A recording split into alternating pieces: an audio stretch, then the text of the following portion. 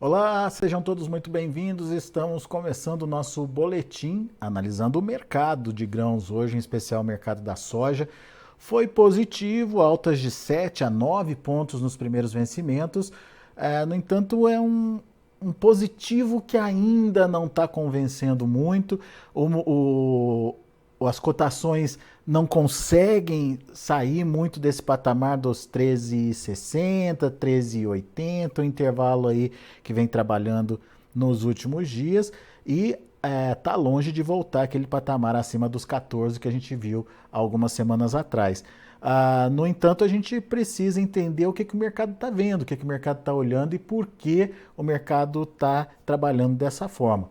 Quem nos ajuda nesse entendimento hoje é Cristiano Palavra, direto lá da Pátria Agronegócios, está lá em Goiânia, o Cristiano. Seja bem-vindo, meu amigo. Obrigado por estar aqui mais uma vez com a gente e nos ajudar a entender essa movimentação em Chicago.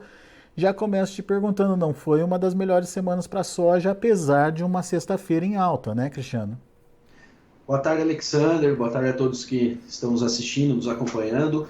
Realmente, nós tivemos uma semana bem negativa quando a gente fala principalmente para os preços em reais por saca aqui dentro do país. Apesar de nós não termos tido grandes oscilações para Chicago nesses últimos dias, o patamar que a gente vai fechar a semana não é muito distante do patamar que fechamos a semana passada.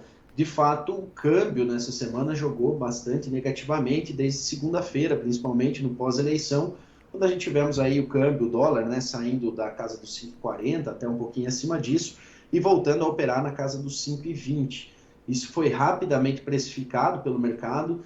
De fato, quando a gente olha para a formação dos preços, a referência de formação dos preços, não teve um recuo tão agressivo, mas de fato a realidade é que os preços caíram muito. Como nós estávamos conversando aqui antes da entrevista começar, né, Alexander, algumas praças do Centro-Oeste brasileiro, a gente viu os preços caírem até R$ 14 por saca nessa semana para as referências de 2023. E isso, de fato, é um cenário bem desagradável para os produtores, inclusive boa parte desses produtores que ainda não começaram as suas negociações para 2023 e agora se deparam com patamares menores e que realmente os afastam novamente das negociações.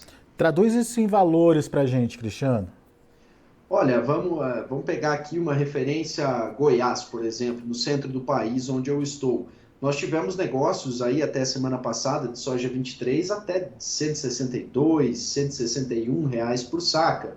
Nessa semana, a gente está vendo empresas aí trabalhando até abaixo dos R$ 150.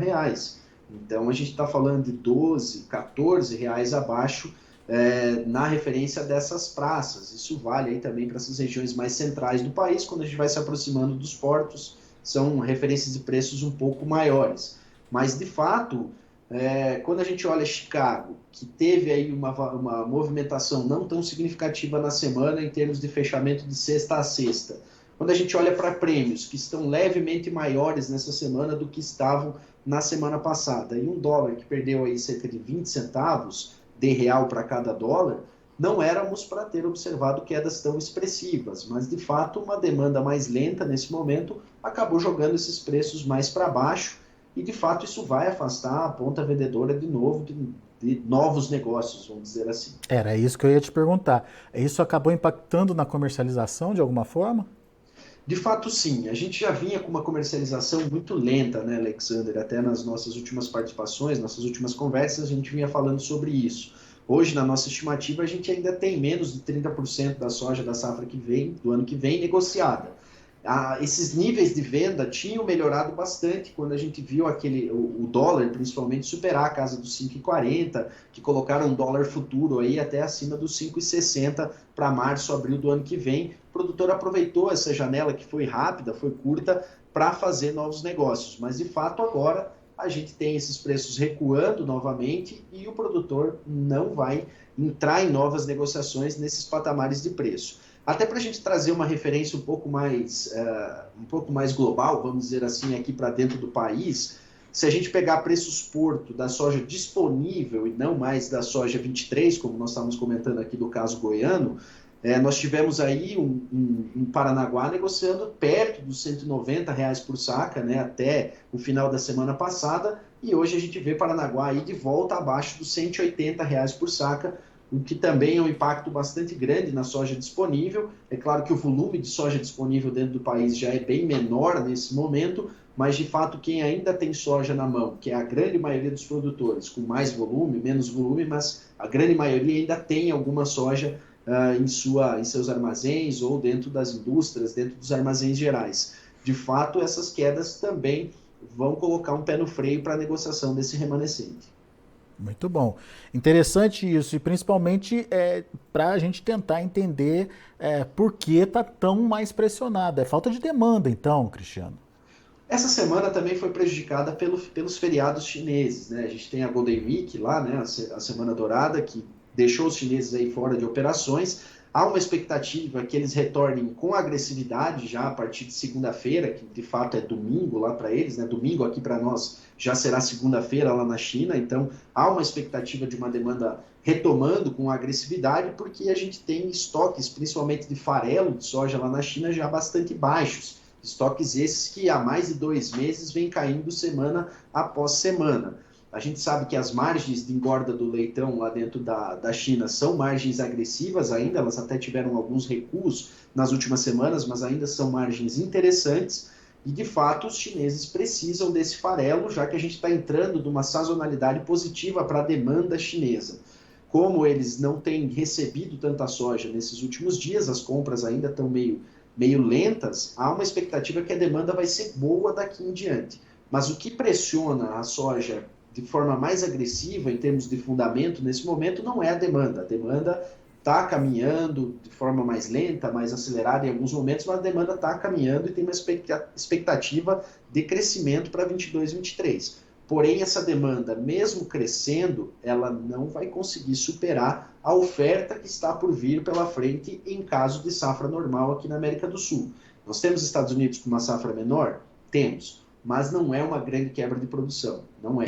Aqui no Brasil estamos começando um ciclo produtivo com plantio já bem acelerado, as chuvas estão chegando, a janela de plantio é uma janela precoce, não dá para tirar grandes conclusões ainda sobre a conclusão da safra, mas de fato, se não tivermos grandes problemas de produção, nós vamos ter aí pelo menos 145, 146 milhões de toneladas entrando no mercado para o ano que vem. Então, só aqui do Brasil já vão ser 25, 30 milhões de toneladas a mais. Se a gente pegar a Argentina com uma produção de 48, 49, é 7 milhões a mais. O Paraguai com 10, 11, é 5 milhões a mais que o ano passado, para uma demanda que não deve crescer mais de 15 milhões de toneladas esse ano.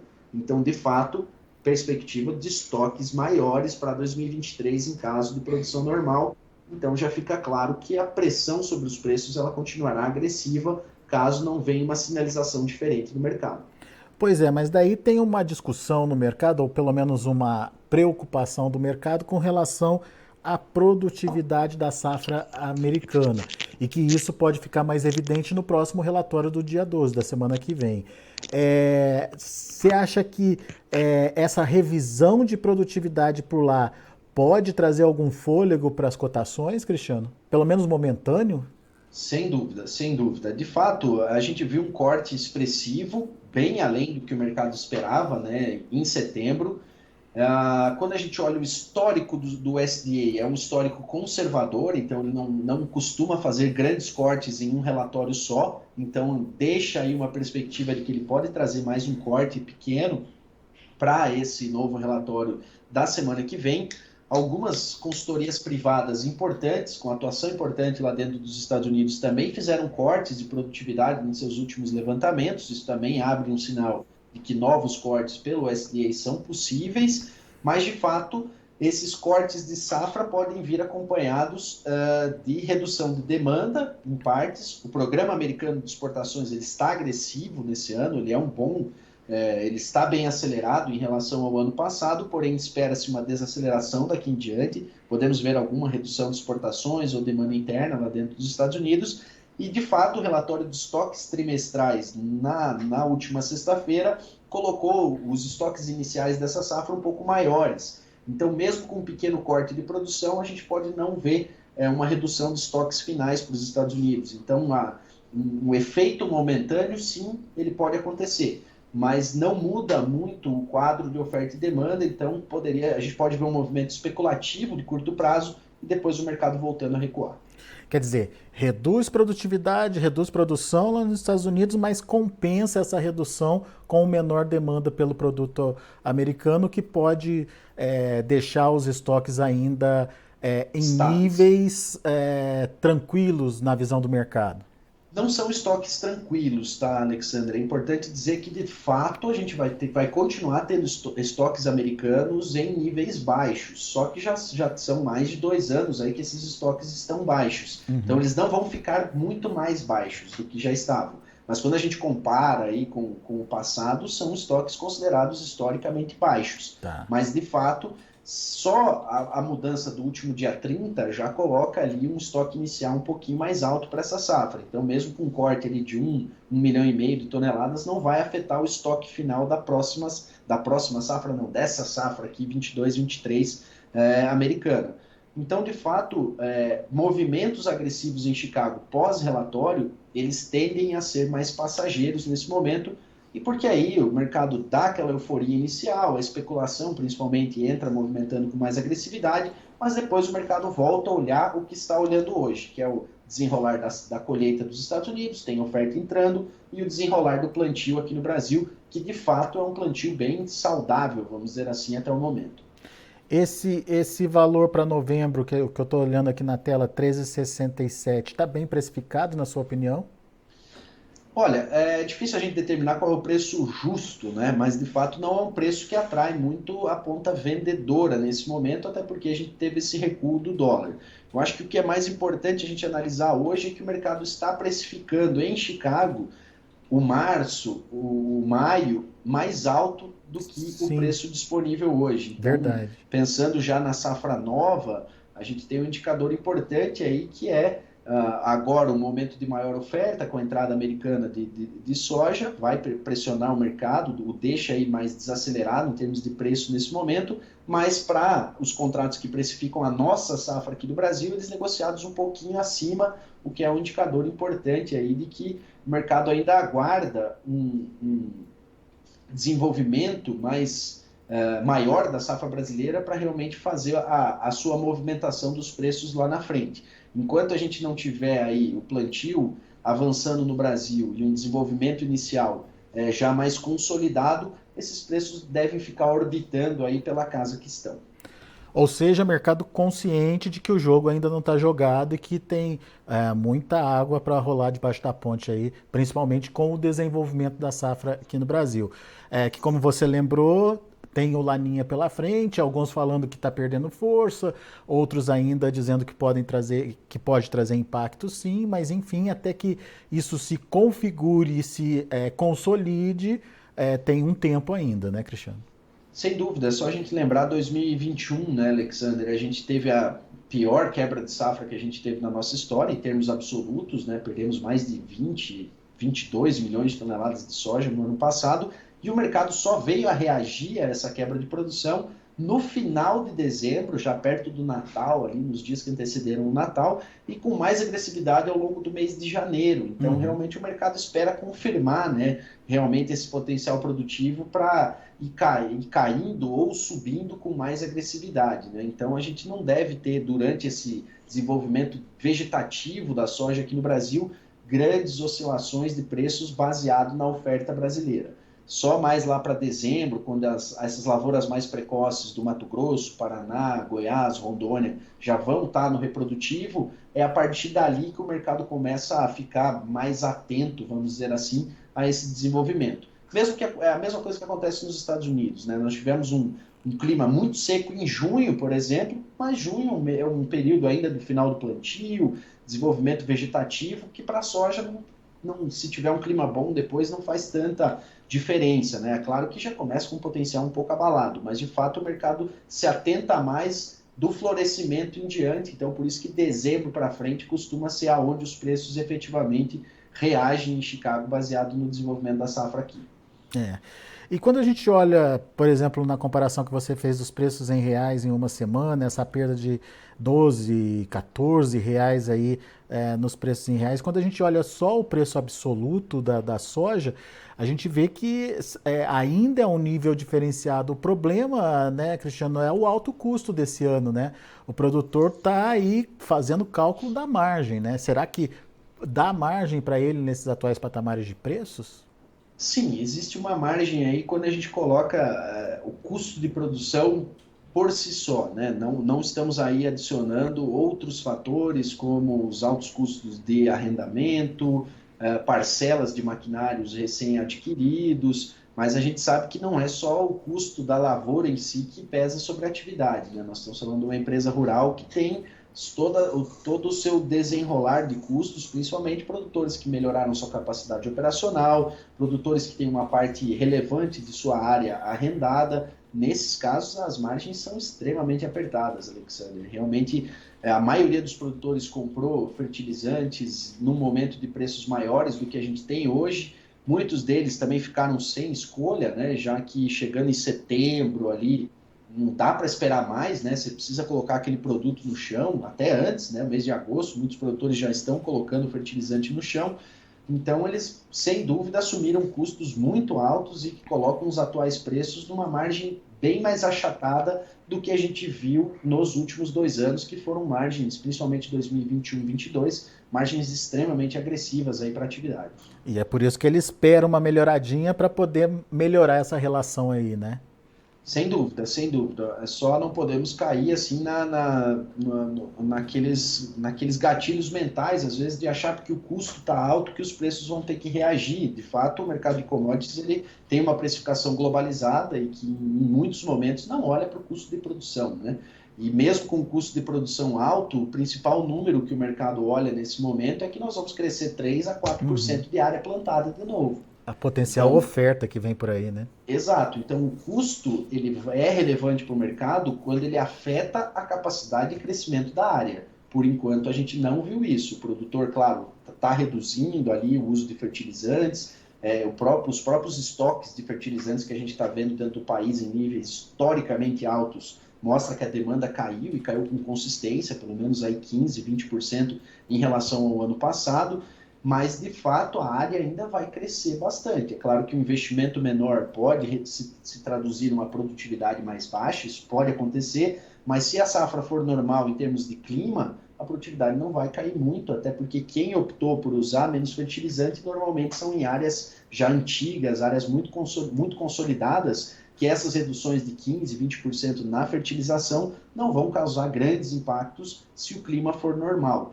Então, de fato, o custo alto por si só não vai ajudar os preços a subirem, porque o crescimento de área ele é significativo.